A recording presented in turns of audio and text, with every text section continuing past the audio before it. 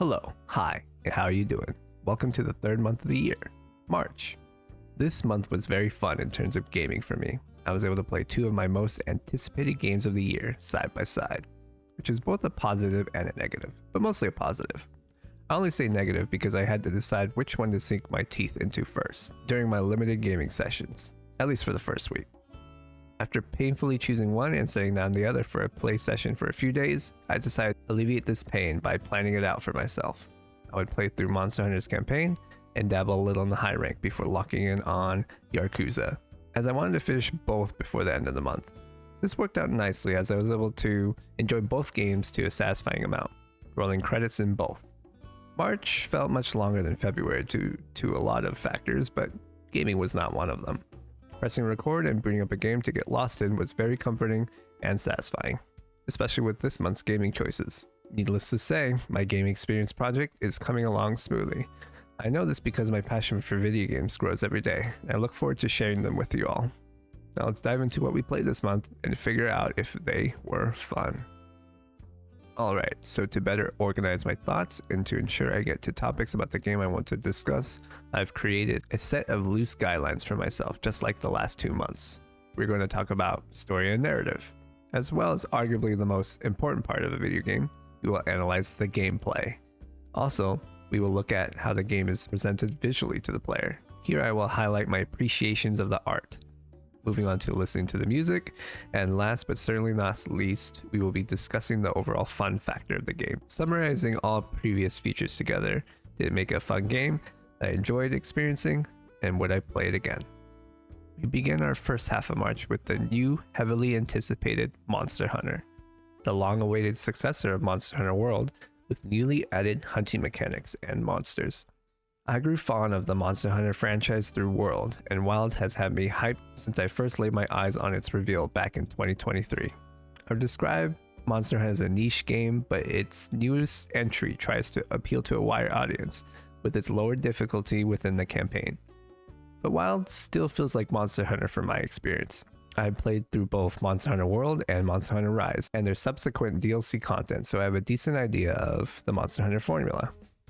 I've played a weekend of the open beta for Wilds to see how the game would run on my PC, as this was my main concern going into the game.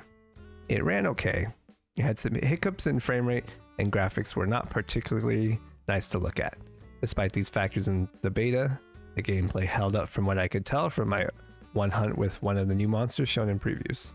So as the release date approached, I grew anxious to see if it would run and look good on my PC. Fair warning, there will be spoilers. Time to hop back on that Monster Hunter train ride with full service, provided grandiose epic monster battles, sick looking armor, and delicious looking pre-hunt food. Personally, I never really played Monster Hunter for the story. The best thing about the story in Monster Hunter is the cutscenes when being introduced to a new monster. Narrative was never really the strong suit of Monster Hunter franchise. It more so acts like a stage to put the well-designed epic monsters on. With this in mind, Monster Hunter Wilds seems to put the story on a pedestal here. With longer and more dialogue scenes, train-tracked walking instances, and a plot that is more of the same. Wilds tells a story that was not all that appealing to me. The gist of the story is that you're a hunter who hunts bad-behaving monsters for the safety and harmony of the ecological health of the environments you visit. However, it seems that these monsters are being influenced by a bigger, badder monster to lose control and wreak havoc. Well, that's actually every Monster Hunter game I've played.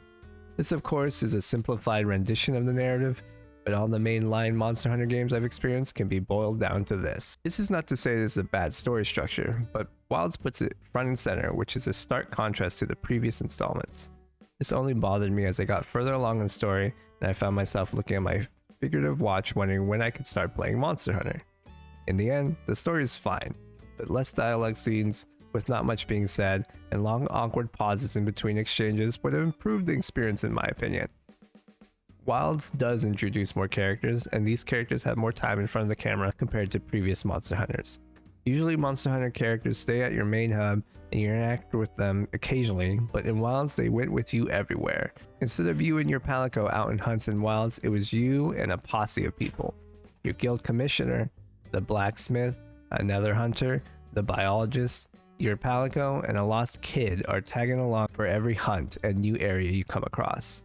Each character is very static and doesn't really change at all throughout the storyline. There's not much here to dissect, as these characters are one-dimensional and didn't add anything to my enjoyment of the game. Personally, other than being well designed visually, which I will elaborate more on in the graphics and art.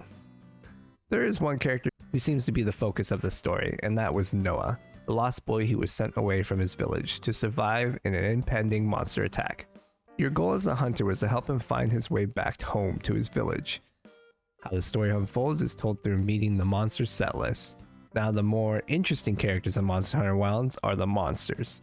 Every time you meet a new monster, they are introduced with a cool cutscene and hypes me up every time I see them.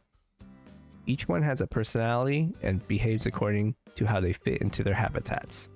I cannot stress enough that Monster Hunter has some very well designed monsters. I love how the game gives them information about them and the environments they live in. They are designed as though they were real, which is so cool. One of my favorites being R.E.P.O, a flying lightning wyvern.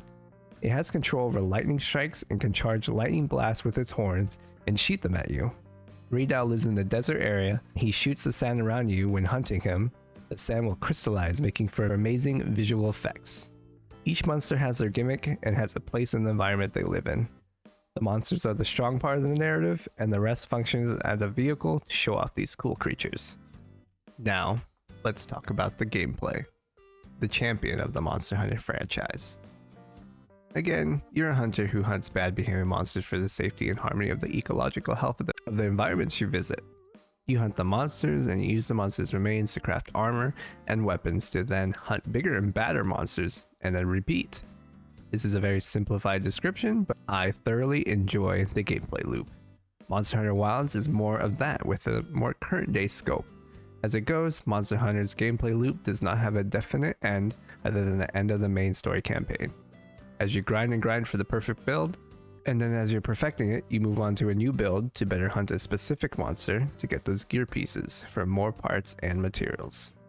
The end of Monster Hunter Wilds is somewhat self-imposed, and I do not plan to put the game down anytime soon.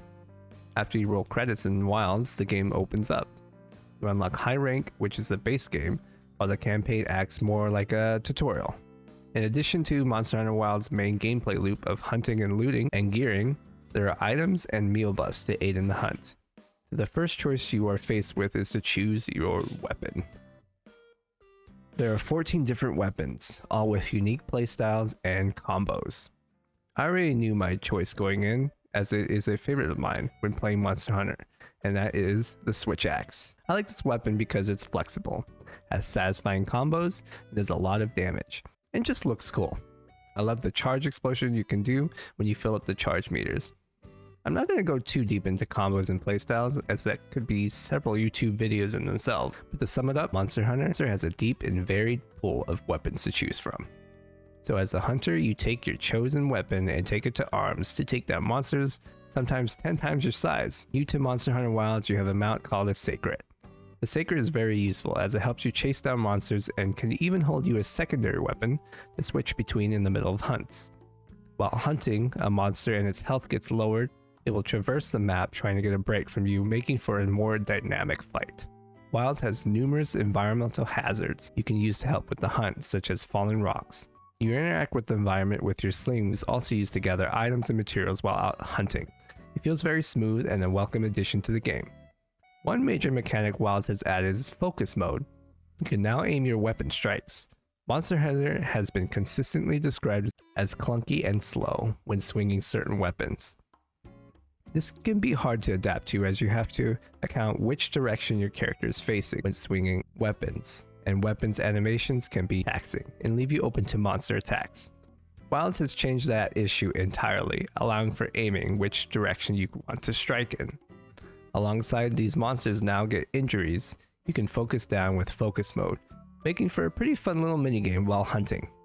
The game rewards you for breaking these injuries with extra parts and stunning the monster in some situations. I really like this addition as it gives more control to the player and therefore a more fluid combat experience. All this can be done in multiplayer, either with randoms or up to 3 other friends. The monster scales slightly, and all it does is enhance the enjoyment of the hunting, because now you can do it with others. The process of joining up with friends is confusing and not seamless in my experience, but once you join up, it becomes hunting with your buds, which is always a good time. I've been playing with a friend and each time the hunt is different in comparison to single player hunts, but a good difference. Hunts end with either the hunter falls 3 times or you deplete the monster's health to 0. You can end the hunt a little earlier by trapping and tranquilizing monster with trank bombs. Once the monster has fallen, you can carve its body for parts. During the hunt, damage certain parts of its body can increase drops for certain parts. All drops are based on a drop value, so you can go into a hunt planning to hit the tail to raise your chances of getting the tail part. These parts are then used to build and craft armor and weapons. Each monster has an armor and weapon set. The themes of the sets are entirely inspired by the design of the monster itself. This makes for some incredible armor concepts, and some are visually stunning. This in itself makes hunting rewarding in my opinion. In addition to the armor set themes, each piece of armor and weapons have abilities. Each ability has a level to them, and when combining pieces together by wearing them, you can increase the effectiveness of that ability. For example, if you have a headpiece with increased healing speed and wear it with a chest piece with the same ability, your character will be equipped with level 2 healing speed. This diversity and complexity of the ability system makes creating builds entertaining and fun, and creates the drive to continue hunting and getting more pieces to make the perfect build. Also, if you don't like the look of a certain armor, but like the stats and abilities, you can just pick an armor you like the look of and put it over the armor with the better stats. This is a very cool feature that can really enhance the experience. Alongside weapons, armor, and abilities, you can bring along items and equip some to better flesh out your build. I've heard people say the UI is weird and unintuitive, which it is, but as someone who's played the series for a bit now, it's just how Monster Hunter has always been. It doesn't bother me too much. There's decorations that can help level up abilities, gem slots with a vast variety of buffs, and items that can trap damage, heal health, and negative effects from monsters itself, or the environment you're hunting in. Ultimately, there's a lot of player autonomy when playing Monster Hunter, which I absolutely love. Fighting for a build, grinding for it, and then putting it all together to see it come to fruition is just very satisfying. I want to gush more about Monster Hunter's combat before moving on. Well-designed monster and its crazy attacks, the epic music, the sound of my switch axe hitting its rough scales or hide, the clutch dodges, the massive hits that connect on me, the big numbers flying around when hitting the perfect combo, and finishing off the hunt with scoring the drops you were going for. This is the Monster Hunter gameplay experience, and Wilds delivers. Now onto the art and graphics. Despite my fears created by the time in the beta, the release of the full game did not disappoint. The game looks great and runs fantastically on my PC. The lighting, the character models, the weapons and armor sets, and the environments are all pleasing to the eye, and all in all, a smooth, stable frame rate for the most part. However, there are some major texture pop in when running around certain areas and during cutscenes, which can be a bit jarring, as the floor can look muddy and flash its normal texture. During hunts, however, it wasn't noticeable and didn't take away from the gameplay in my opinion, as the frame rate was stable. The characters' models and outfits were very well designed, and whoever creates the outfits and armor sets is very talented. Hunter's animations when swinging weapons and combo attacks are smooth and cool, and just add to the slick, unique style of each weapon. The UI is okay, as it serves its purpose, not really sticking out. It is the same UI systems Monster Hunter has had for years, so we can safely say it's just its age showing. New dynamic health bar, however, is a great addition. It acts as another indicator of danger when hunting because it flashes red and shakes like a tremor sensor when you're about to be hit with a massive attack, so you better get out of the way. I almost forgot to mention the map. I absolutely adore this map and minimap. It's 3D and built like a spear, making for easy tracking of where you are in the environment. It shows a lot as opposed to a 2D map. It shows height and depth, which I personally think is amazing. The map can look crowded, but I like all the information it's showing you. Monster Hunter Wild looks great graphically, and its new UI additions that aren't years old makes for a good interactive experience.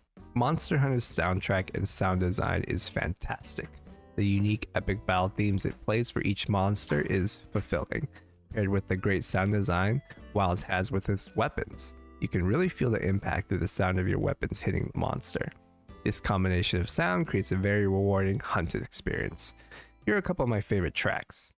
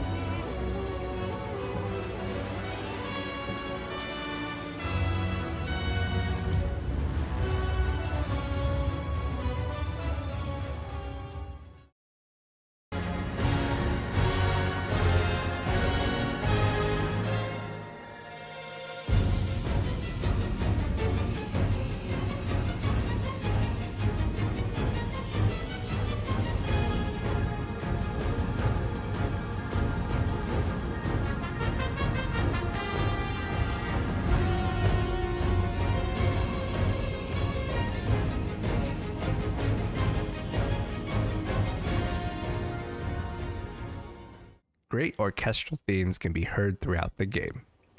Is Monster Hunter Wilds fun? Despite its lackluster story and aged UI, Wild makes up for it and more with its well-designed visuals, epic soundtrack, and champion gameplay.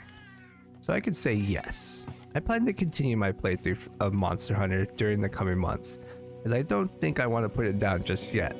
I look forward to more co-op hunting and building more builds. Also, at the time of this recording, Capcom has just announced new additions to Wilds, which I am very much looking forward to experiencing next week. The Gathering Hub, a new monster, a new armor set, and all for free? It seems Capcom looks to keep adding updates, which will keep me coming back. I'm excited to play more Monster Hunter Wilds, as well as ready to dive into more content as it comes out, along with the inevitable DLC release in the future. Now on to the next game of the month. Back in 2021, I decided to grab Yakuza 0 on the PS4 for pretty cheap. I've heard good things about the series, but knew little to none about the game itself. I dove into Yakuza 0, and it blew me away how much fun it was. Fast forward to today, I played the majority of the series, falling more in love with the characters, the stories, the settings, and gameplay. Cementing my passion for the series was the introduction of the revival of the franchise in Yakuza Like a Dragon, a turn-based spin-off on the Yakuza franchise. I'm a sucker for turn-based combat. The combination of Yakuza's video game design with turn-based combat is a heavenly combination to me personally.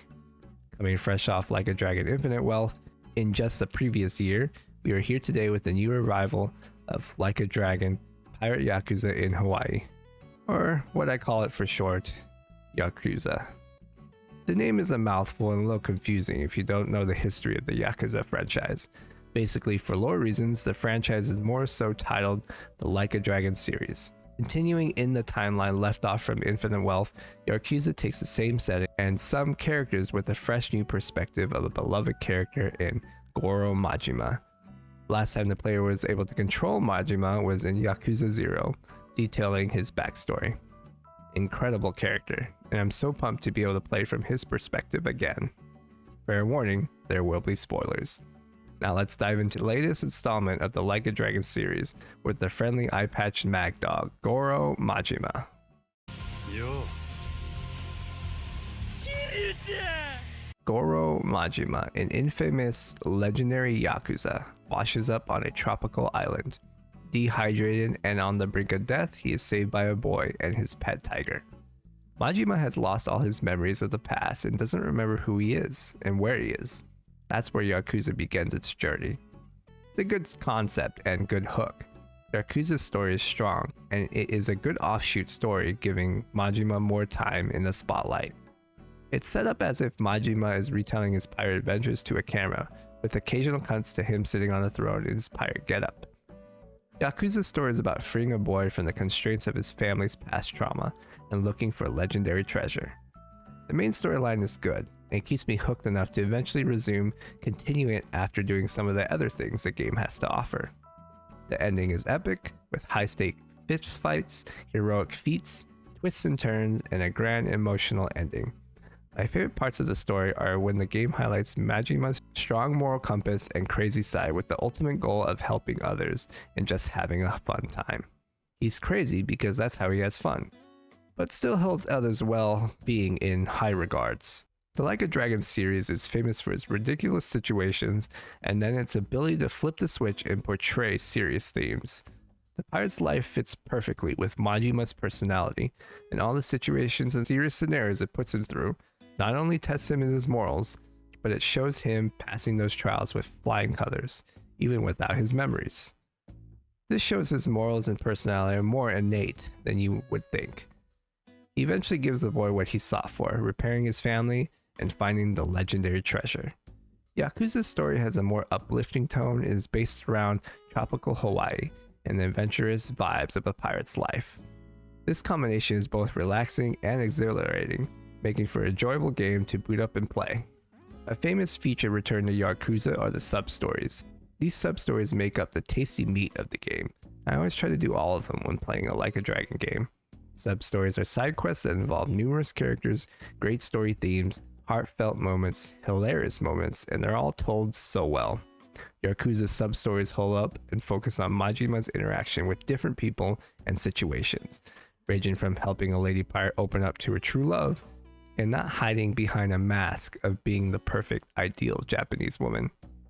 There's also testing out a device that can supposedly let you talk to animals, but it turns out the scientist was just trying to scam you out of some money by making the tiger seem like it was hitting on you.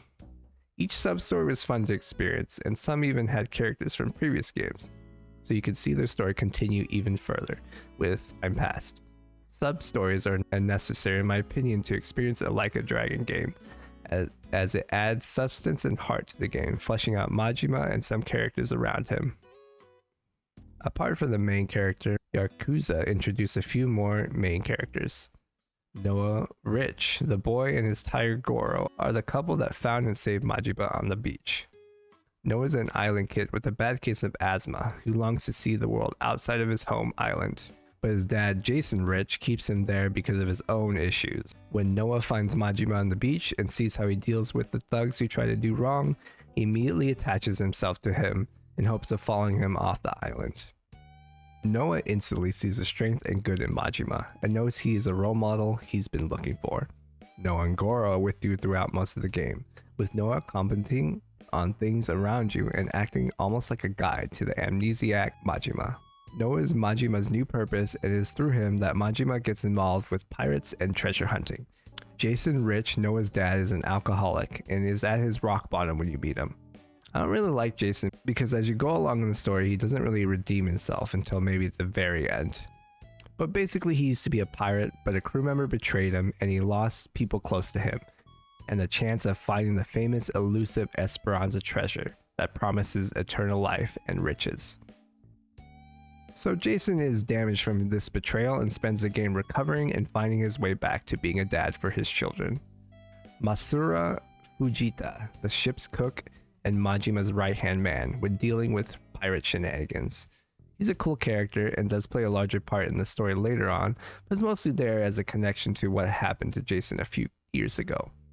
All these supporting characters give reason and drive to Majima and the adventures they go on. The gist of the story is Majima takes on the role of a pirate ship captain, recruits willing pirate crew members to strengthen his ship, and ultimately take down the pirate underworld to find and secure the Esperanza treasure for Noah. Majima is a natural leader, and his charisma and strong morals have others gravitate toward him. It's fantastic to see Majima back in action as the main protagonist. Seeing him in ridiculous, heroic, and heartwarming situations was a joy to experience. Now let's look at the gameplay of Yakuza. In Yakuza, there is combat abilities, and stats, recovery items, bounties, sub-stories, crew member recruitment, crew member management, ship combat, treasure hunting, and numerous minigames. Just like how I like most of my games, Yakuza has a lot of gameplay systems, but they're not all too complex.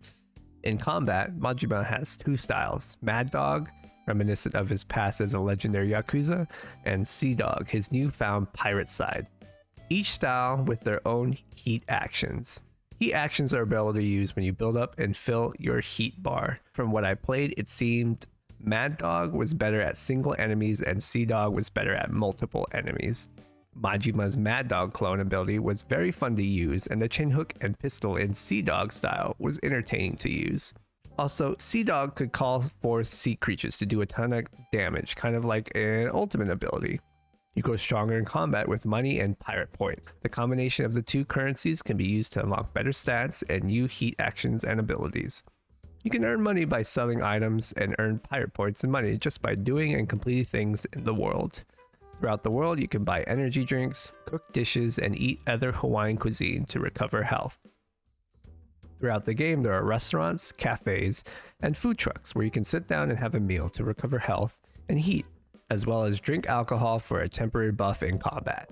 You can earn a lot of money by helping out the local law enforcement and beating up and capturing local thugs and criminals, placed as bounties throughout the map.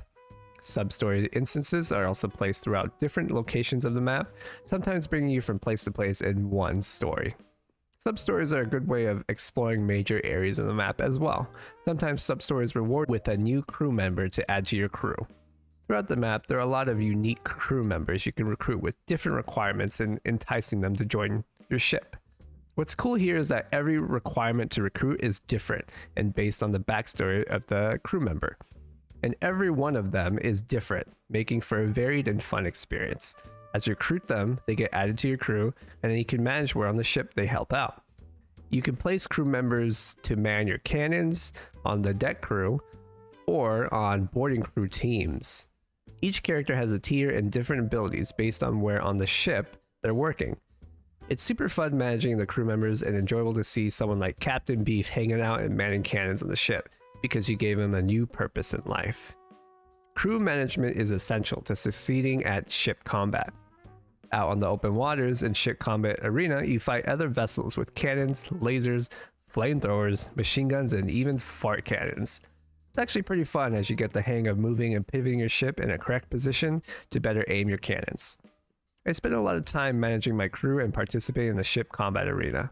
The collectibles in this game are legendary treasures that you can find on islands and treasure chests spread out throughout the world. They give your pirate points and are pretty fun to collect. I plan to go back and get them all. That seems like it would be a good pastime. Sailing the seas with my crew, fighting off crews to get to the valuable treasures of the seas. Good times. Last but definitely not least, there's a return of numerous minigames as well as new ones. This includes arcade games, crazy taxi on a bike, darts, dragon cart, mahjong, gambling, karaoke, shogi, quizzes for certificates, billiards, Sicko Snap, a pseudo Pokemon Snap game, a batting cage style game, pirate golf, and the pirate ship combat arena. All very fun and have their own currencies to buy cosmetics, crew members, soundtracks, and sometimes even legendary treasure. Majima also has a whole new wardrobe you can build by finding new clothing pieces to buy throughout the world. A fun thing to further immerse yourself in the Hawaiian vibe and pirate life. Walking down one street in Honolulu, you can encounter 10 plus things to do, giving lots of satisfaction in completion. Yakuza gameplay shines in its varied systems and its connection to the world you're in. It excels at giving you a lot of things to do in a well-designed environment. Now on to arts and graphics. Yakuza's graphics are great. The beach vacation vibe contrasted with the gritty pirate seas makes for a world that is very enjoyable to be in. Character models are good with a realistic style. I can see them as people that might exist in the real world.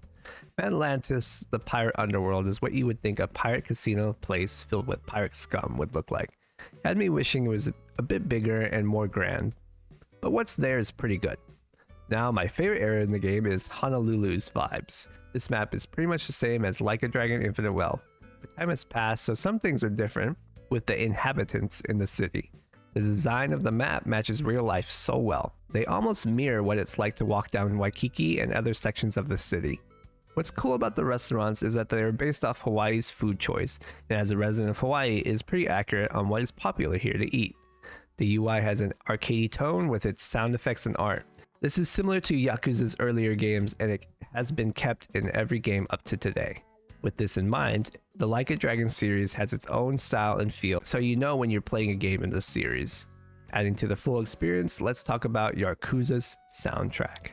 From hard fight songs to soulful emotional solos, Yakuza has it all. Much of the soundtrack in Yakuza can be seen in previous games and a lot from Infinite Wealth, but some new songs have been added to contribute to fleshing out the pirate side of the experience. All very pirate inspired. Here are some of my favorites.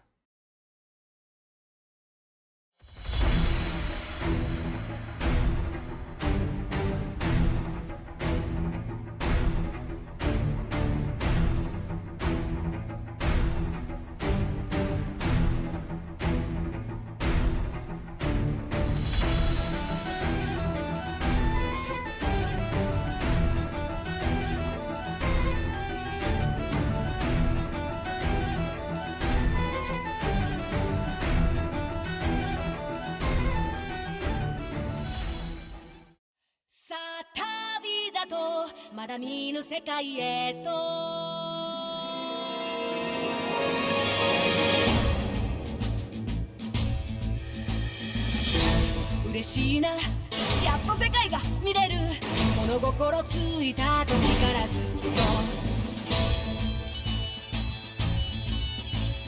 同じ海同じ空同じ地平線ばっか狭くてちっちゃな島で一人ぼっち夢も希望も未来もなんだかしぼんじゃってく気がしたんだそれがお前のためだと思ったんだ親父の気持ちも分かってやってくれせやけどそれももう終わりやでこの船長様が表にまだ見抜けしき見せたるわ広い海広い空果てなき地平線まだ見ぬ世界がお前のことを待ってるんやでまだ見ぬ世界そうまだ見ぬ世界さあ旅立とうまだ見ぬ世界へ Is Like a Dragon Yakuza Pirates in Hawaii fun? If vacation in Hawaii as a pirate fusion sounds fun, it's because it is. With a strong story and even stronger main protagonist, I fully enjoyed my time strolling the streets of Honolulu and then taking my ship out to sea to find some booty. With plenty of things to do and collect, there was no shortage of things to enjoy while basking in the Hawaiian vibes. During my playthrough, the developers pushed promotions exclusive to Hawaii that showcased local products in real life that appeared in the game. I was able to grab a shirt and a 6-pack of Majima themed beer, which was so cool to obtain. It's really cool to see in real life local businesses participating in promoting the game and Sega. As I wait for the next installment in the Like a Dragon series, I want to go back in 100% infinite wealth and spend more time in this hilarious, relaxing, and fun environment that is Like a Dragon. Alright, those are the single player games I played for the month of March. First half playing mostly Monster Hunter Wilds, into the next couple of weeks diving into Yakuza, while still playing a little bit of Wilds on the side. What a great month for gaming I had. Just a few days ago, I have started my playthrough of Suikoden 1 and 2 HD Remastered. And so far I've been having a blast, turning back the clock a few years and experiencing this JRPG classic. I haven't really played any older games in a while and it's refreshing. Tutorial? What's that? I'm having fun with the art and music as well. Next month I'll be talking more in depth about my experience with the game. Now let's talk about the multiplayer games I played this month. This past month I started playing R.E.P.O with my group of friends. Now this is a fun co-op game. It takes some ideas from Lethal Company, another horror co-op game, and adds a little more. The major additions being in having to ensure the loot you bring back to not break. This little addition raises the stakes immediately and adds to the comedic factor when you watch friends drop a $10,000 item down the stairs or something and watch just the number value deplete. There's a set of monsters you encounter that force you to adjust your play. Bringing back the loot to spend on upgrades is a chore in itself because the cart the game gives you doesn't fit everything, and the weight and physics are not entirely forgiving when picking up bigger items. However, I think the best part of the game is how the developers designed the player avatars. You're a little robot that kind of looks like an android mascot running around with a hinged mouth. The hinged mouth will open and close when that certain person is talking, and the eyes of each player look at whoever is talking nearby. Proximity chat makes this game. I believe it's what made the game popular, other than it's just fun. I enjoyed the tense moments, the funny moments, and the overall fun I've been having while playing with my friends. Developers are continuing to add to the game, and that makes me optimistic to keep on playing the game and see how far our group can go. Yes, I have started another playthrough through Baldurs Gate 3, but this time it's with friends, and some have not beaten this masterpiece of a game. Honestly, I've been looking for an excuse to play again. My wife wants to play it, so I gladly said yes, let's do it. Teaming up with a group of friends, we plan to treat the playthrough like an actual D&D session, meeting the same time every week. I'm excited to dive back into the world of Baldur's Gate. I know another update is supposed to come soon and add more classes, so I look forward to that. Hopefully you can just change to them in the already started playthrough, so we can play the new classes and not have to start all over. Alright, on to plans for this next month in April. I plan to be continuing my playthrough of Suikoden 1 and 2 Remastered. I think the game is pretty long, so I might have to spend time trying to complete it. I'm not too sure if I'm going to try to recruit all the soldiers to the Liberation Army. unsure. I definitely like recruiting them as I see them, but if they're like hidden or behind like a really grindy requirement, I might just skip it. I've heard 2 is a little bit better than 1, but so far I'm really enjoying my time with the game. And this other game has my eye a little bit. It's been out for a long time. It's Star Wars Old Republic, the MMO. I mean, I've tried it a long time ago, but I didn't get hooked for whatever reason. But that was like 10 years ago. I was just kind of watching Twitch and I saw somebody playing it, and I was watching. I was like, why haven't I played this? It's Star Wars, it's old BioWare storytelling, and it's an MMO, and I love all 3 of those things. So I loaded it up on my Steam page, but we'll see if I ever actually press play. It's on my mind, on the back burner. I do want to spend most of my time playing Suikoden so I can talk more about that game. Also in April, I will be playing Monster Hunter Wilds, playing to keep up with the updates. I'm loving that game, as you know. I've been gushing about it. I look forward to playing with my friends and getting more armor. So there's a game coming out in April that I've been keeping my eye on, and now that it's like here, I'm super excited to play this one. Expedition 33. Well, the full title being Claire Obscura Expedition 33, but I've just been calling it Expedition 33. It's a French developer. The art direction is so cool. I love the concept. It hooked me immediately just in the trailer itself. The characters look fun, and it's a turn-based combat JRPG inspired, so I will definitely be picking this up day one. I'll probably be pre-ordering it. That's going to probably be the later half of April. I'll be playing that, and into May, also in April, the Nintendo Switch 2 reveal direct is supposed to happen just in a couple of days from now at the time of this recording.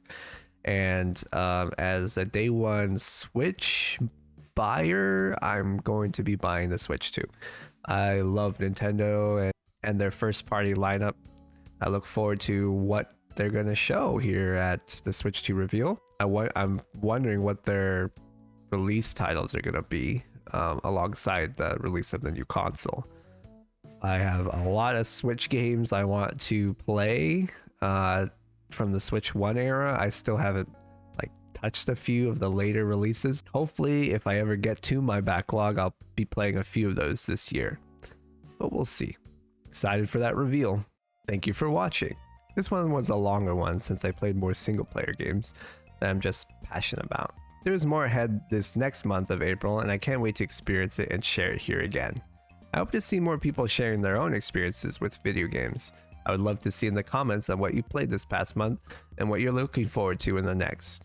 I would also greatly appreciate any feedback for the next video, as I'm always looking to improve. Remember to subscribe and leave a like and comment. It is greatly appreciated. That's a wrap on 3 months. Thank you again, and hope to see you in the next one.